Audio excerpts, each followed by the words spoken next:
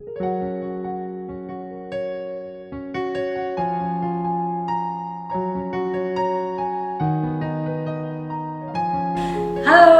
selamat pagi, selamat hari Minggu. Kembali kita berjumpa di dalam ibadah Minggu online pada Minggu 17 Mei 2020.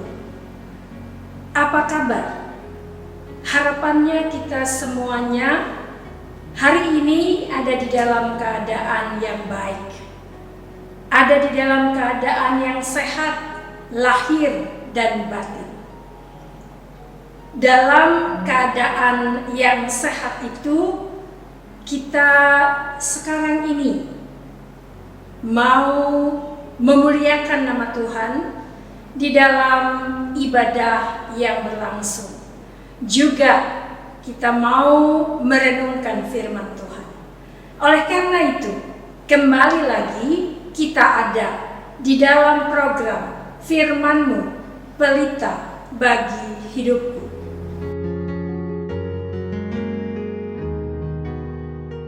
Di dalam kehidupan yang kita jalani, kita diperhadapkan dengan begitu banyak tantangan.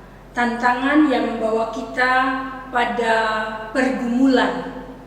Dan ketika kita memenangkan pergumulan itu, tentunya kita mau dasari akan kehidupan kita dengan firman Tuhan.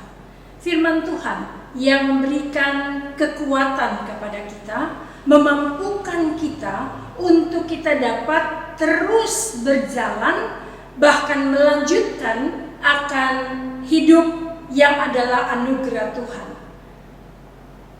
Pada saat ini, kita akan merenungkan firman Tuhan. Tapi kita akan mendengarkan terlebih dahulu pujian yang akan disampaikan oleh Putu Dian Stefani. Judulnya Allah Peduli.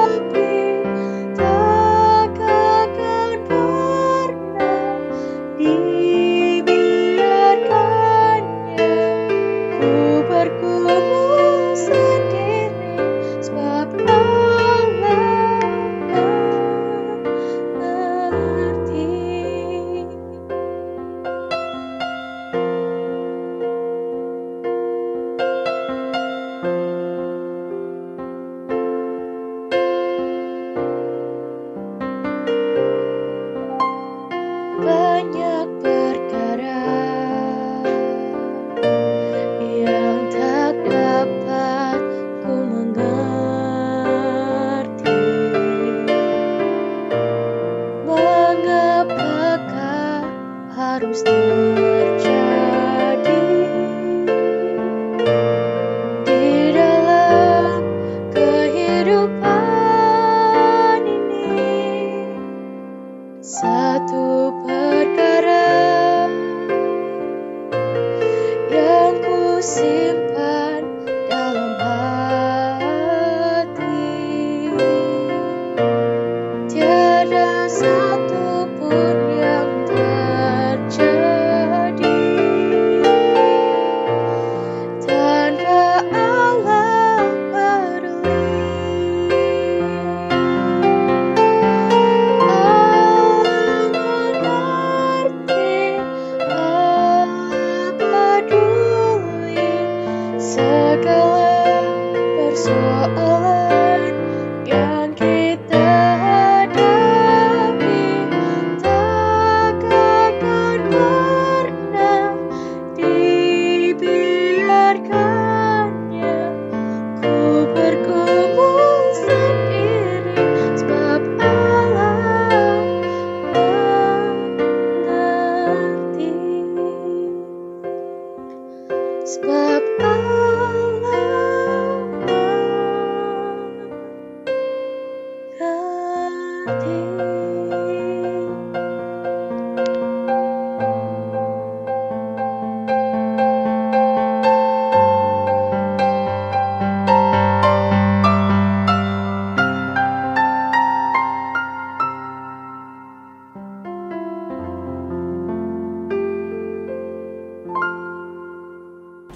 Allah peduli.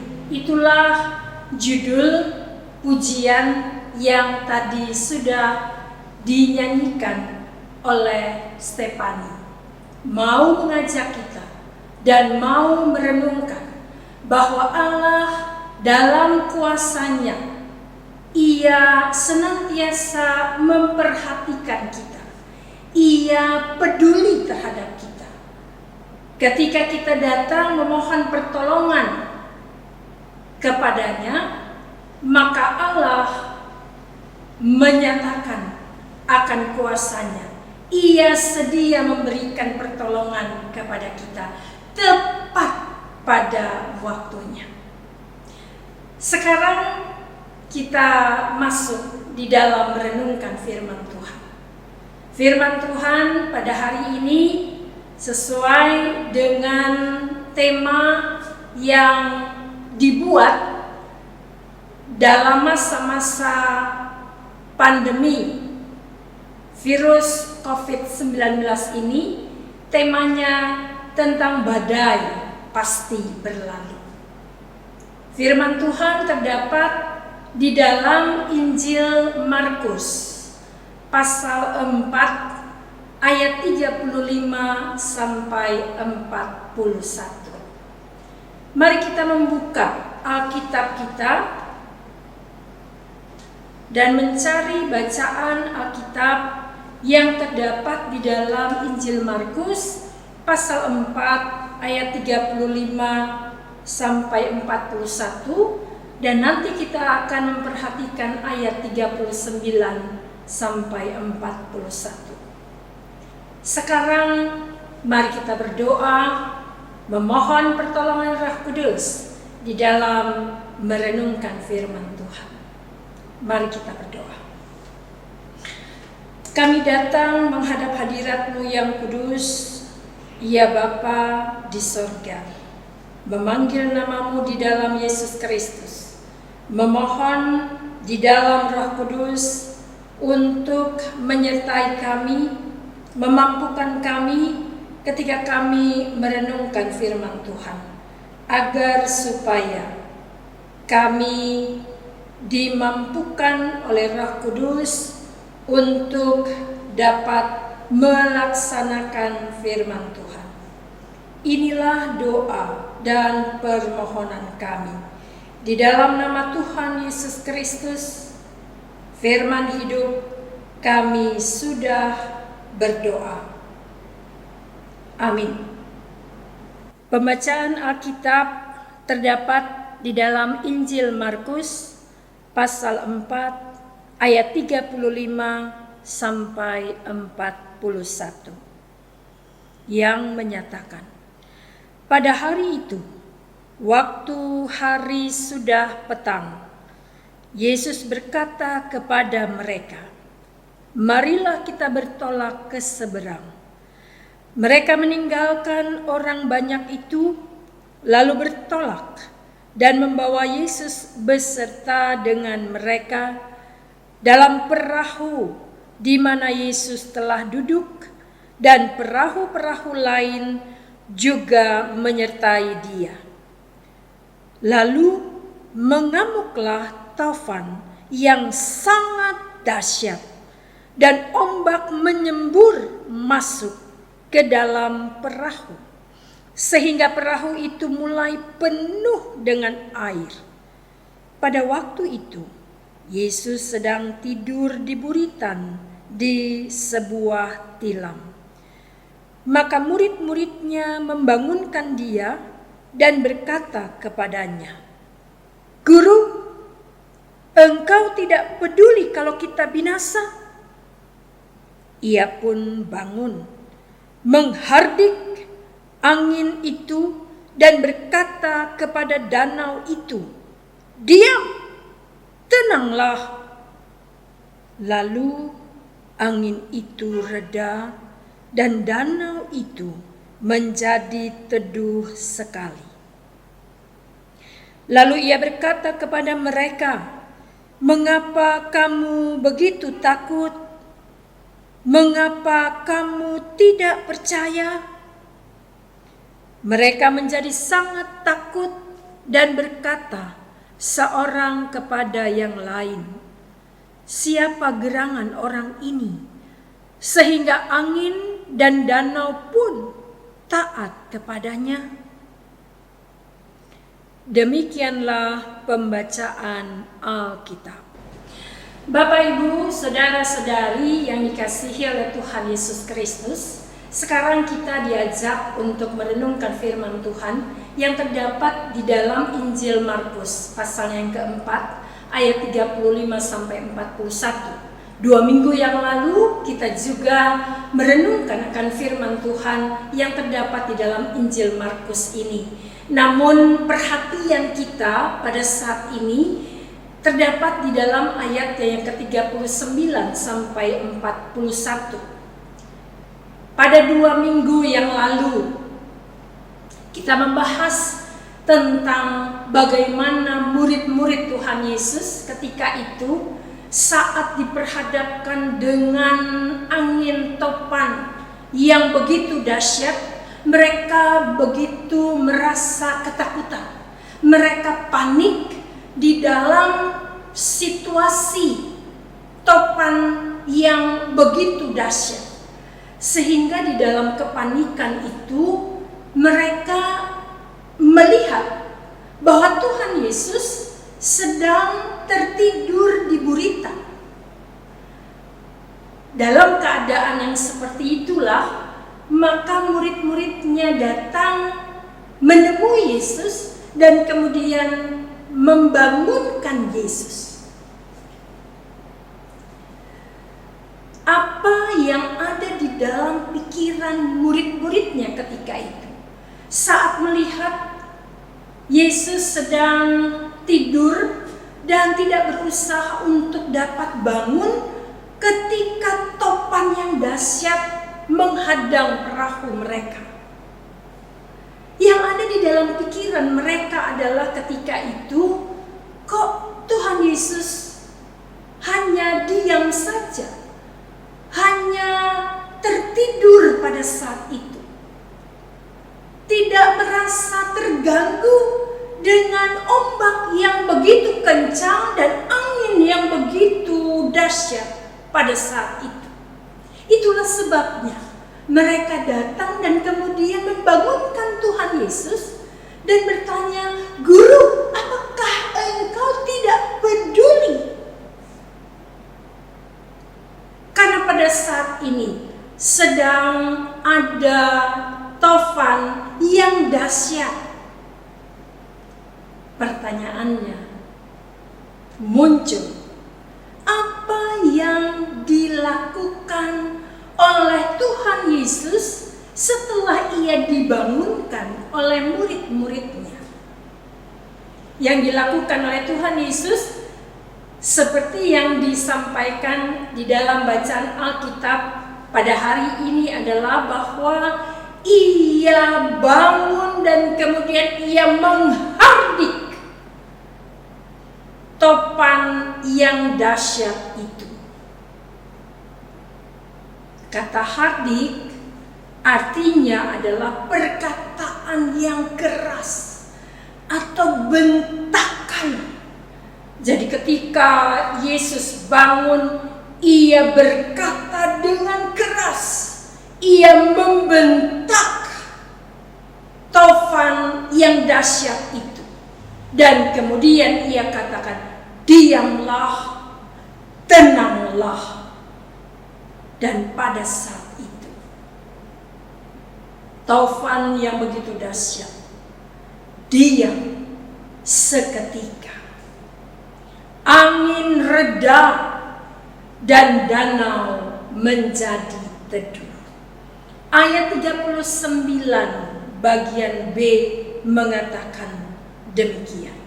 Lalu angin itu reda dan danau itu menjadi teduh sekali. Kemudian ada pertanyaan yang dikemukakan oleh Tuhan Yesus kepada murid-muridnya.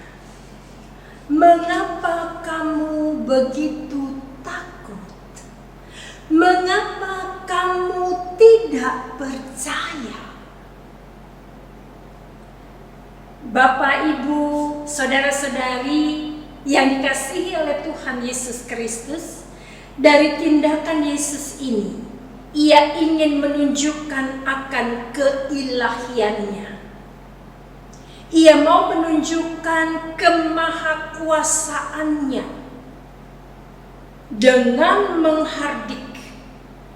Ia memerintahkan tofan yang sangat dahsyat itu untuk berhenti. Ia berkuasa atas alam semesta. Di dalam kuasanya, ia mau menyatakan mujizat. Mujizat yang menyingkirkan kecemasan. Mujizat yang menyingkirkan ketakutan. Dan menyingkirkan kepanikan murid-murid ketika itu. Ia juga dapat menyatakan mujizat sekarang ini. Menyatakan mujizat di dalam kehidupan saudara dan saya. Ia sanggup untuk menyingkirkan akan kecemasan, kepanikan, dan juga ketakutan kita. Oleh karena itu, seperti yang dilakukan oleh murid-muridnya, biarlah kita juga mau datang kepadanya dan juga beriman kepadanya. Iman yang mau dinyatakan bukan hanya percaya kepada Yesus, tetapi mempercayakan diri dan hidup kita kepadanya, agar supaya mujizat yang kita harapkan itu boleh terjadi di dalam kehidupan kita. Kita juga mau diajak melalui apa yang Tuhan Yesus lakukan, bahwa ia senantiasa peduli terhadap kita. Ia mau menyatakan di dalam kepeduliannya, menyatakan kuasa di dalam diri dan hidup kita. Selanjutnya, di dalam firman Tuhan pada hari ini, kita pun diajak untuk dapat menghayati bagaimana Tuhan Yesus dapat merubah keadaan yang kisruh, ribut, kacau menjadi tenang dan teduh. Tofan yang begitu dahsyat, ketika Yesus memerintahkan untuk diam, maka diamlah tofan yang dahsyat itu. Ia sanggup untuk merubah keadaan kita, badai kehidupan yang kita alami, jika saudara dan saya mau untuk datang kepadanya, memohon pertolongannya, dan juga mempercayakan diri dan hidup kita kepadanya. Karena badai ada dalam kuasa Yesus. Badai yang ketika dialami oleh murid-murid, di mana Yesus ada bersama-sama dengan mereka, dapat ia teduhkan. Demikian pula halnya juga dengan badai kehidupan yang kita hadapi. Sekarang pertanyaan kepada kita sekalian, bagaimana dengan keadaan kita pada saat ini? Utamanya pada saat-saat seperti sekarang ini, dalam menghadapi pandemi virus COVID-19 yang masih terus berlangsung, yang berdampak semakin hari semakin kita rasakan dampak dari pandemi ini. Pemasukan begitu berkurang, sementara kebutuhan hidup harus dipenuhi. Melalui firman Tuhan pada saat ini, kita mau melihat apa yang dilakukan oleh Tuhan Yesus dan juga apa yang dilakukan oleh murid-murid Tuhan Yesus. Mereka tetap berusaha sambil datang kepada Yesus, meminta pertolongan kepadanya. Sekarang ini kita mungkin bertanya, sampai kapan pandemi ini terus berlangsung? Bahkan kita bertanya kepada Tuhan, sampai kapan kesulitan, kesusahan ini terus berlangsung di dalam kehidupan kami? Jawabannya adalah bergantung kepada kita, bergantung kepada pribadi kita, bergantung di dalam kehidupan kita sebagai keluarga, juga di dalam kehidupan kita sebagai persekutuan jemaat, bahkan kehidupan kita dalam kehidupan bangsa dan negara, bangsa Indonesia. Tuhan menyatakan kuasanya, namun kita juga mau menyatakan tindakan yang dapat menunjang berhentinya penyebaran, penularan virus itu dengan melakukan bahwa saudara dan saya sedia untuk bertanggung jawab, mengikuti protokol kesehatan di dalam disiplin, berjuang dan bertahan untuk tetap ada di dalam rumah.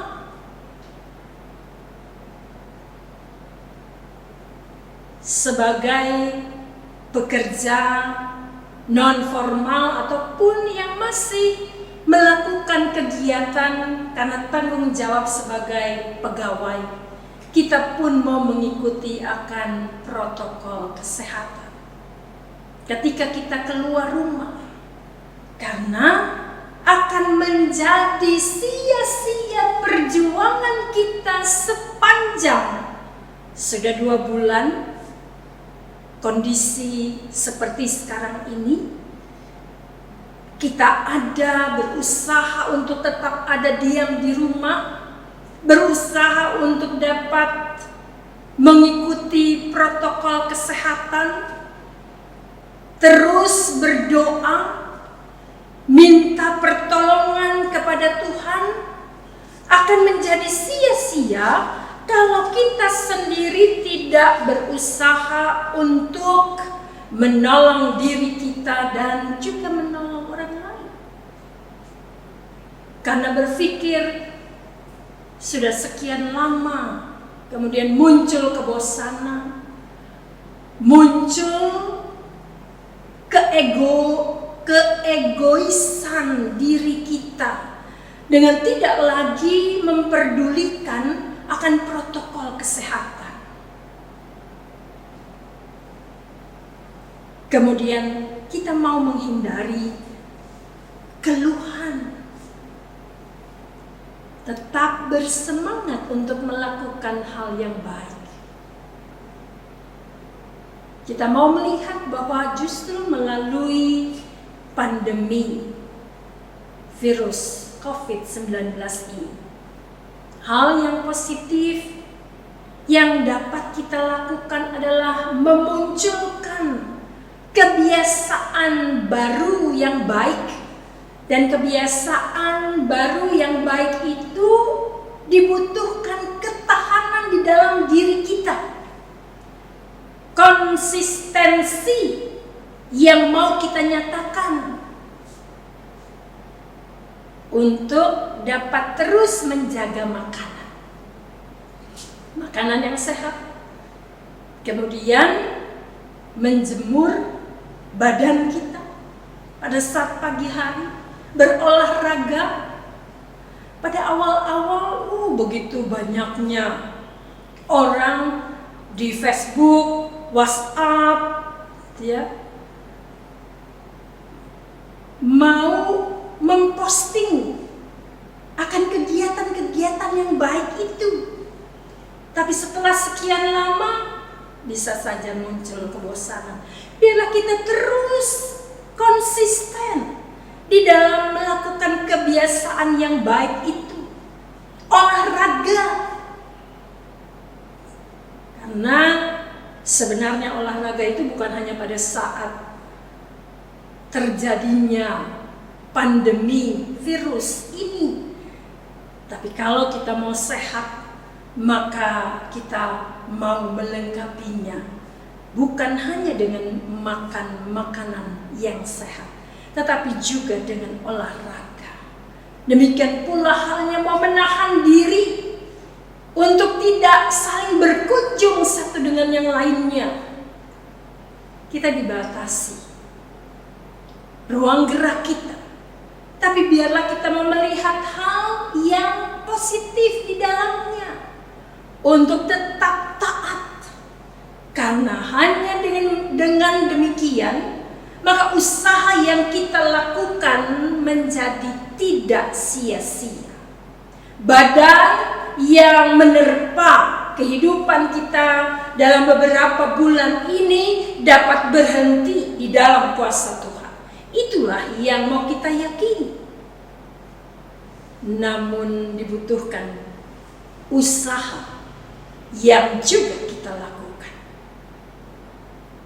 Usaha yang mau kita bawa kepada Tuhan, agar supaya Tuhan sedia untuk menolong dan bertindak di dalam badai kehidupan yang kita hadapi pada saat sekarang ini. Firman Tuhan memberikan kekuatan kepada kita, memampukan kita, bahkan memotivasi saudara dan saya untuk dapat melakukan banyak kebaikan demi menghadirkan kebaikan kepada orang lain. Salam tangguh, salam kemanusiaan, dan salam sehat. Tuhan memberkati kita sekalian. Amin. Mari kita berdoa. Kami mengucap syukur untuk firman Tuhan pada saat ini. Mampukan kami di dalam kekuatan Roh Kudus dan juga di dalam semangat yang ada pada kami, juga kesadaran diri, agar supaya kami dapat melaksanakan firman Tuhan.